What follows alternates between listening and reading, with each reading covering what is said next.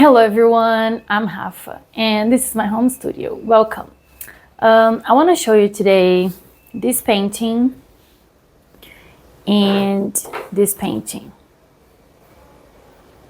I did them right after the black and white portrait that I did, and I posted about it last week. In that portrait, I learned a lot about values. So I wanted to go further and practice more. So I did these feet, and I loved the organic shape of it. And I really thought I would not be able to pull it off, but I did, and it worked. But I did go further with my lightest light again, but on purpose this time. And I'll show you why. So I want to show you the reference first. So this is the reference that I used. You see how gray it is? So like it's very grayish. It doesn't really have a lot of dark light, the darker colors. Like there is no black anywhere and there is no white anywhere. It's just shades of grays. And to find that out, I use Procreate. I don't know if you use Photoshop, how you're gonna do it, but you can do it too. So if I click, so let's see, here I see my lightest light. I click in it and I hold it, and then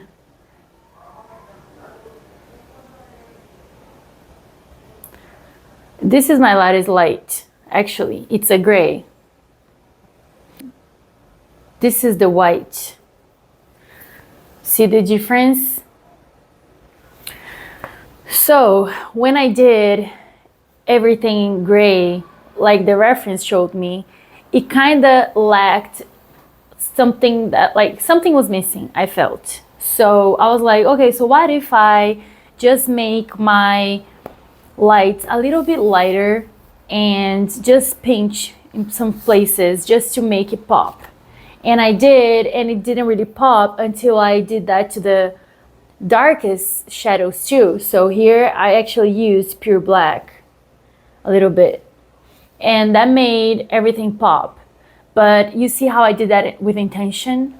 The painting from last week, I didn't know that I was doing it, and I used white without knowing why for. And that didn't work. So here I did that with purpose. I wanted it to pop, so I did it and it worked. And right after this one, I did the still life because I really wanted to challenge myself and doing like things in repetition, like a lot of grapes. I knew that I would struggle, and I did, because I don't like repetition. I'm autistic, but I also have ADHD, so I struggle when I have to do the same thing over and over again.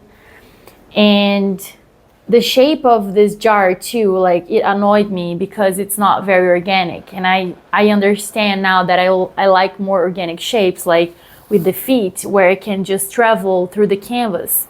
While on this one, everything is very strict, I feel like. And I struggled a little bit to finish the grapes. Like it took me a whole day just to get over myself and sit down and finish these grapes. I would do like 2, and then I would stop, and then I would walk around the house, and then I would grab something to drink, and then I would come back, look at it, be bored, and then I would pick it up again. So it was hard just to finish this. But I really enjoyed the experience. And here too, nothing here is pure white. I'll show you the reference, and I'll show you what the lightest light looks like. So this is the reference, and this is the lightest light. So you see how not white that is? This is the white again. And the black, so this is the darkest. Yeah, this is very much black. Yeah, this is black. Yep, the black is black, but the white, it's not right. White, it's gray. So now about why I think it's interesting to practice something organic and something that is more strict. Because you see the differences and your brain is going to pick up different things. And this also counts to if you love painting portraits, like I do. I love painting portraits, but I know the importance of painting landscapes, painting still life, because that will make my brain pick up different things that I would not have when I do a portrait, and that will help my portraits be better. You know, so if like the more different references I pick to paint, and I try at least, like some of them won't look great. Like I didn't really like my still life, but that's because I don't really enjoy painting still life, but I did and I learned from it. So no painting is waste, you know, like you're never gonna waste time painting, because everything you do on a canvas, it's gonna be a lesson for you. Because painting canvases, well, I started like last month, so it's been like a month and a half that I'm painting canvas with oil paint and stuff. But what I learned in this short period of time is that painting is like solving problems. Like everything is you're gonna make is gonna be like a little or a medium or a big problem for you to solve. So you have to be willing to be frustrated and to overcome your frustration and work on what you have to get better so you can make better paintings, you know. So from you to go from a bad painting to a good painting is gonna have like, you're gonna have to have bad paintings in the middle so you can have a good one, you know. So you have to paint whatever you think you should.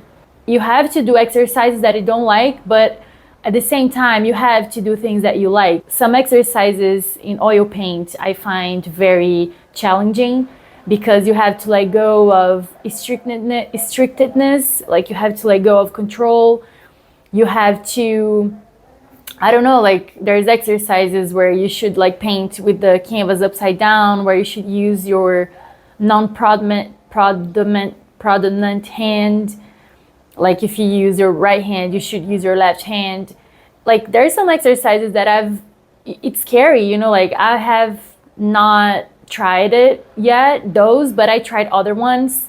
And I really want to try those too, just to see like what happens. And I know that my brain will get the effects of it. And that's what's important, like how your brain is gonna react after it practices and it learns this stuff. So I think it was really interesting for me to do a very organic shape. Well, I say this is organic, but it's not really organic, but to me it is, because it's very like curvy, and a more strict one, you know, like I don't know if you understand what I'm saying, but I see this as fun and I see this as not fun, so it makes sense to me. And it was interesting to paint one after the other because I saw like very clear the difference between those two, and my brain was able to tell like what the difference really was. So it's really interesting to like don't stay too long in the same subject. Like if you're gonna paint portraits, just paint like 2 or 3 and then change to something else and then change, you know what I mean? Like try to be flexible with your practice. And if you do something for a living, like if you just do portraits for a living, just save a portion of your time to practice other things, even if it's like in little canvases or canvas paper, canvas pad or something, you know, just to make things fresh and the work flowing. This is the video for this week, and I hope to see you next week with more videos. I'll probably see you on Instagram if you follow me there. It's the social media that I use the most. There I post my daily stuff, everything I'm doing. So thank you for being here, and I see you next week. Bye.